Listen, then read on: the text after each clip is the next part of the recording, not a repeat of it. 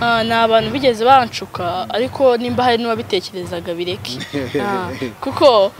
nago ndi umwana ariko sindi umwana ku buryo waza kumbwira ati reka turyamane rimwe gusa oya nta muntu wanshuka pe si ukwirata si no kubigira gute ariko uburyo ndaha ndi kumenya icyiza n'ikibi nkanareka se irari ryo kugira ngo nkareka kurarikira ibintu byose mwumva ko icyo mbonye ni icyo kuko hari n'abatabibona ariko nanabihanganisha kuko nyine hari igihe ubwo nabo bazayibona kandi ndanabashishikariza gutera imbere ariko giye uko ndi ahangaha nawaza anshukisha ibintu bitari ngombwa. The Zoom TV 24 twizere ko mumeze neza muri ibyo bice bitandukanye mudukurikiye Burayi muri Amerika n'ahandi hose hatandukanye tugusaba ko turakanda subscribe kandi ukamenyesha ko kugira ngo ibiganiro byacu bizajye bikugeraho umunota ku wundi. Ntabwo dutinda uyu munsi turi kumwe ndamwita umwana se ariko n'umwana kuko buriya imyaka ye irabimwemerera icyakora yifuze kuganira nawe kuko nabonye wenda afite ibitekerezo umuntu yavuga ko ari ibitekerezo bihanitse by'abantu bakuru. Reka twakire none utangire utwibwira. Murakoze nitwa Amahoro Natasha nk'abamagarariye abagenzi banjye babana mu karere ka Bugesera. Natasha ubundi wavuze umwana we wumva umwana ari umuntu ungana ari umuntu umeze ute? Umwana no guhera kuba avutse kugeza ku myaka 15 ndumva ngo aba agomba gufatwa nk'umwana. Ni mu bantu nabo bagiye kwitabira inama y'abana hanyuma atubwire nk'umuntu ugiye kwitabira inama y'abana ubona nibihe bibazo bicyugarije cyane cyane abana uburenganzira bw'abana. Ibibazo bigiye bihari ntago birakemuka. Hari ibibazo by'abana koko haba mu turere mu tugari mu duce tw'igihugu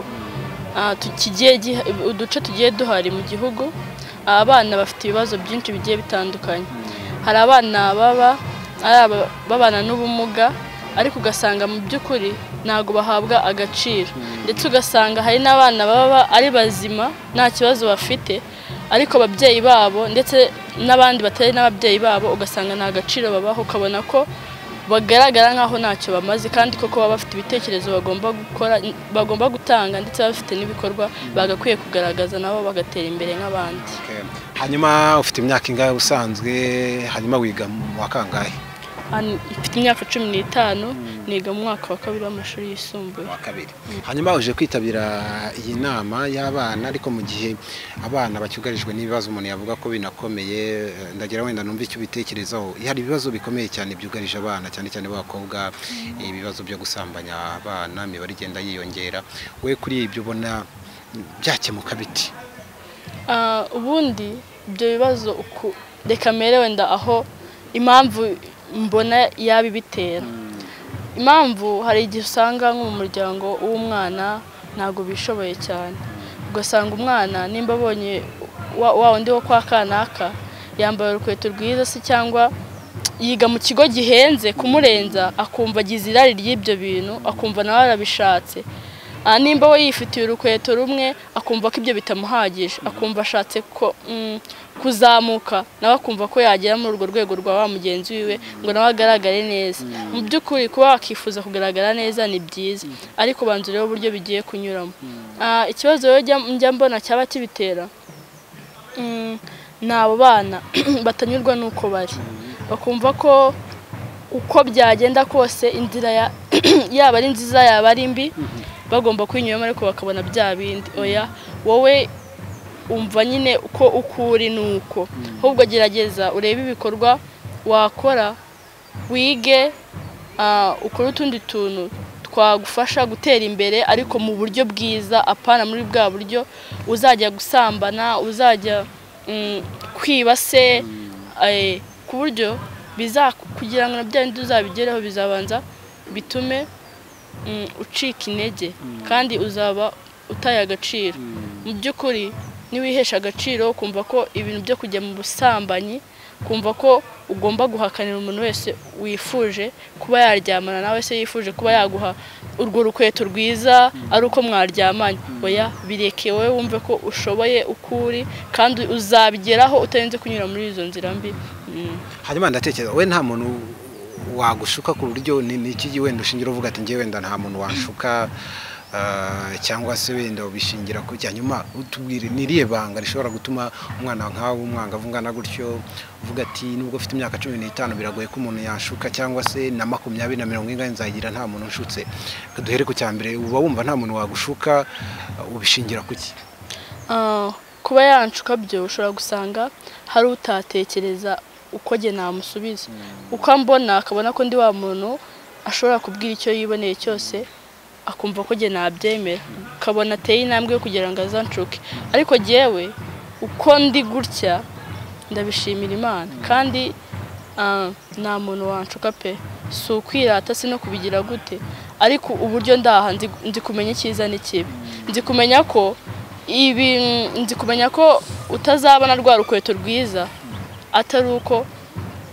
uzabona rwa rukweto rwiza ari uko unyuze muri bya bintu bibi nzi kumenya ko ibyo bizaba ari bibi urumva ko nzi kumenya icyiza cyuko ngomba kuba nakora utuntu twose cyangwa se ngasaba ababyeyi bakaba banshakira amafaranga ngura rwa rukweto rwiza ariko binyuze mu nzira mbi nkaba nshobora gutandukanya icyiza n'ikibi ndatekereza nkanareka se irari ryo kugira ngo nkareka kurarikira ibintu byose mwumva ko icyo mbonye ni icyo kuko hari n'abatabibona ariko nanabihanganisha kuko nyine hari igihe ubwo nabo bazayobona kandi ndanabashishikariza gutera imbere ariko giye ko ndi ahangaha nawaza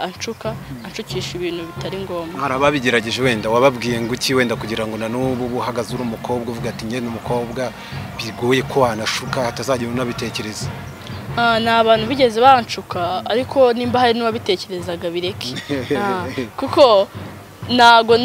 ndi umwana ariko si ndi umwana ku buryo waza kumbwira ati reka turyamane rimwe gusa oya ibyo ngomba mfite nanjye ibitekerezo nshobora gutekereza ngo bati ese nshobora kuvuga ati dushobora kuryamana rimwe ngiye nkahita nekereza cyane ngo bati ngiye nkumva ko byonyine kuryamana iri rimwe nkatekereza ko harimo ibibazo byinshi yaba nyiciye ubuzima yaba nyiciye icyerekezo cyiza naba ndimo niyo mpamvu rero mvuga ko abantu bashuka yaba atari n'undi ariko atari jewe ndetse atari n'undi muntu ariko utekereza kuba washuka umuntu bireke kuko nawe hari igihe byazakugiraho ingaruka hanyuma wenda nk'aho utuye aho wigaga hari abana ubona wenda baguye muri uwo mutego wo gushukwa bakaba babayeho nabi ese bona babayeho bate hanyuma ubona byarabagize izihe ngaruka ingaruka zirahari kandi n'abana barahari koko abana barahari bagiye batwara amada atateganijwe bakiga ugasanga agarutse ku ishuri nimba uyu munsi yigaga uyu mwaka atwaye inda azongera azasibira mbese yongera agaruke mu wundi mwaka urumva ko ari ibintu bigenda bidindiza iterambere ry'iyo ikintu navuga abana nibabyirinde kandi nabo byabayeho bihangane gusa nashishikariza ko aka kanya uwumva ko baraye bamushutse akagwa muri icyo cyaha nagire ishyaka ryo kugira ngo abarege nabo babone ko ibyo bakoze atari byiza nicyo navuga hanyuma tuze ku kindi kintu gituma abana batwita rimwe na rimwe inda zitateguwe hari ibyo leta ikunda kuvuga ko ababyeyi sinzi wenda we niba barabikwigisha ariko umuntu yavuga ko byo biramutse bikozwe byafasha icy'abana mu rwego rwo kwirinda inda zitateguwe ababyeyi se bo baratinyuka bakabivuga cyangwa biracyari bya bintu by'amabanga umuntu adashobora kubwira abana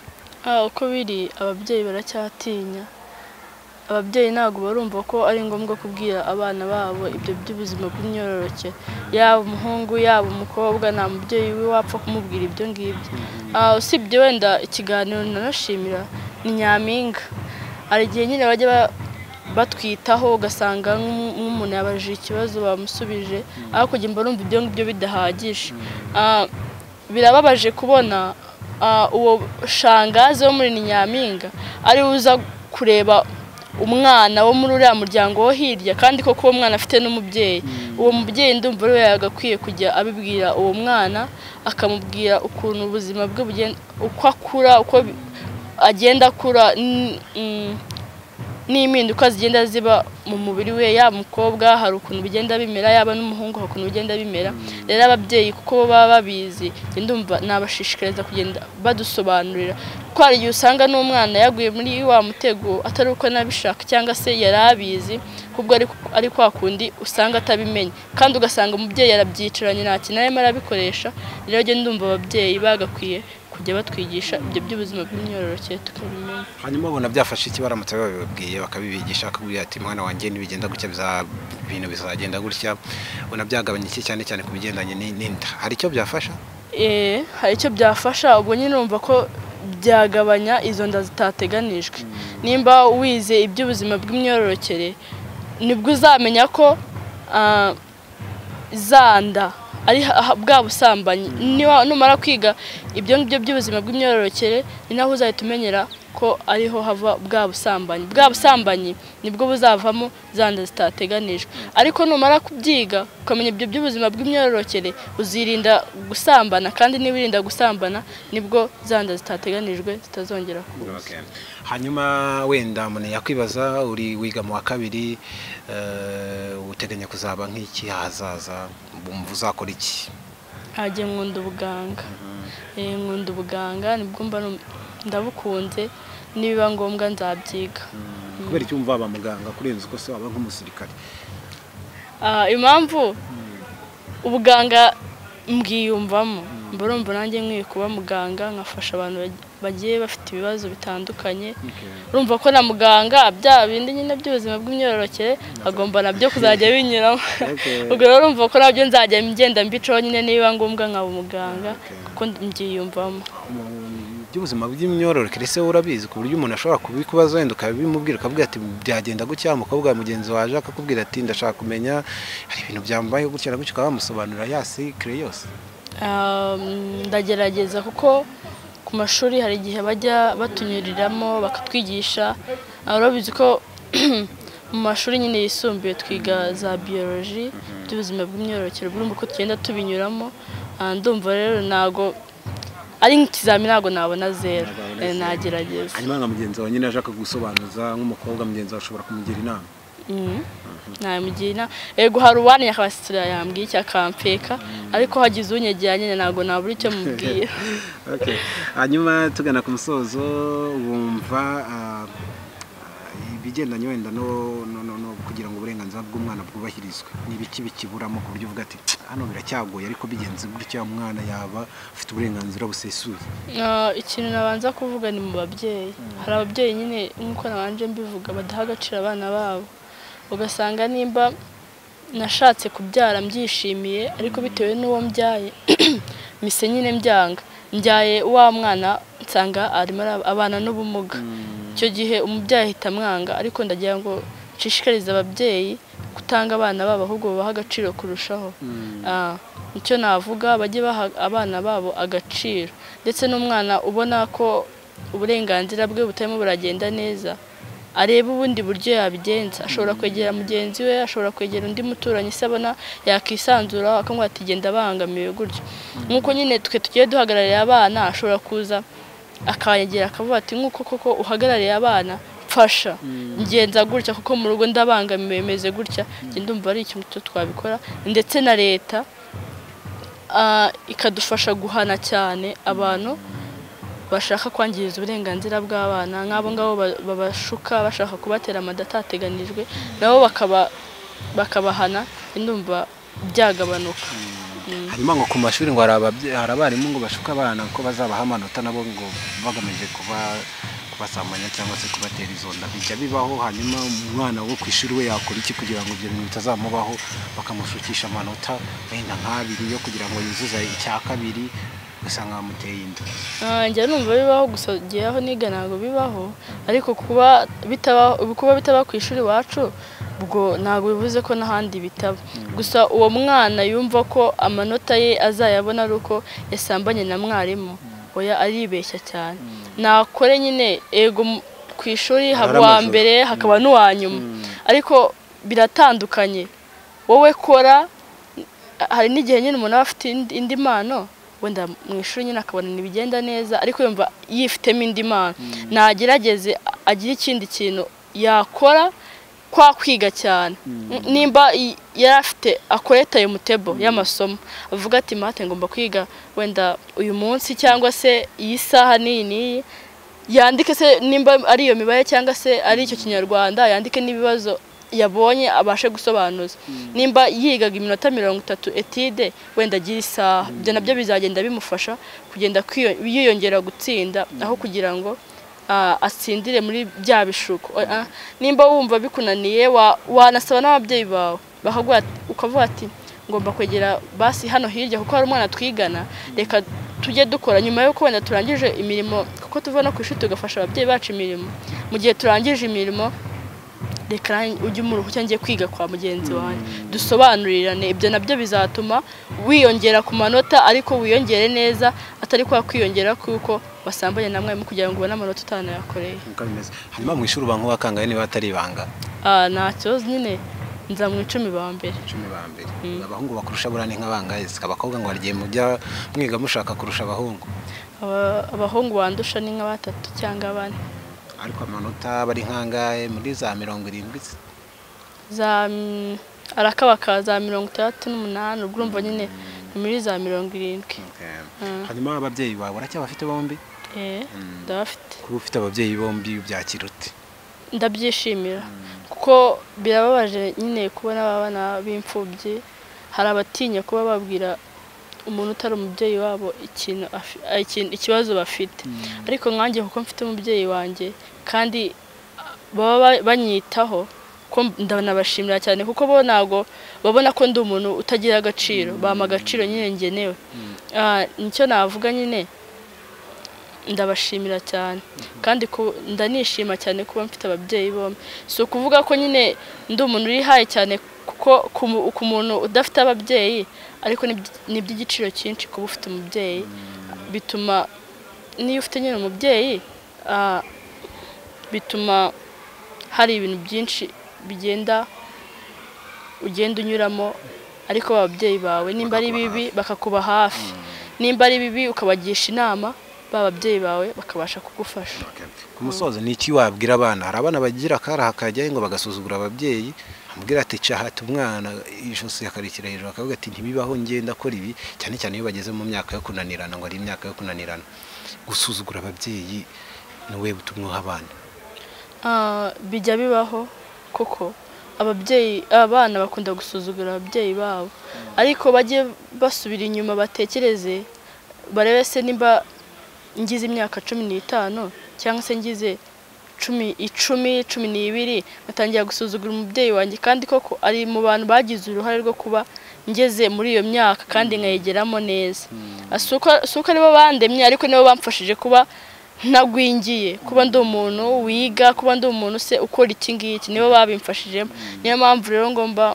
kutabasuzugura ahubwo ngomba kubaha nabo agaciro kabo nkanabafasha muri make tushimye cyane rero urakoze kubw'umwanya wawe kandi twizere ko inzozi zawe zo kuba muganga ituza twarwaye ibicurano zadutera ishinge nzabafasha cyane ntabwo uzagira ubwase bwo gutera urushinge oya nzabigerageza nyine ko ndagenda mbyiga niko ndagenda mbitinyuka umuntu urwaye isebe wamuvura ko nabonye bitera ubwoba bitera ubwoba nyine naye mburumva biteye ubwoba ariko mbere yuko nyine ujya kubikora urabanza nyine ugakora stage kwa kundi nyine ubanza gukora stage bitewe n'ikintu wumva wifuza ubwo nanjye nabitinyuka bitewe n'uburyo numva mbikunze nshobora kubikora niwe mwana mukuru iwanyu ndi wa kabiri umukuru wajya ni musaza wanyu umukuru wacu ni musaza wanjye nyine niwe umuhungu niwe mukuru nawe nyine afite ikinyabupfura nk'icyawe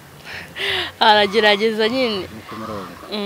hanyuma Natasha tugushimire cyane kandi tukwifuriza amahirwe azaza hawe uzabe muganga ufashe igihugu ufashe n'abandi bose kandi uzakomeze kuba mpirimbanyi y'uburenganzira bw'abana siko bimeze wumva ari nk'icyo uzakorera abana cyangwa muri projet ari projet ugira se z'abana nyine ikintu nakorera abana kwa kubigisha nkabereka cyambere cyo nyine abana bakitinyuka buri umwana iyo yitinyutse nyine ni nkaho byose biba birangiye nimba ari cya gitekerezo nimba se nyine afite zanduzi zo kuzagira icyo yumva ashaka kuba azabanza yitinyuke abana rero nibitinyuka niho bya bindi byose bizagenda biva tugushimiye cyane gahabaye rero suze mama na papa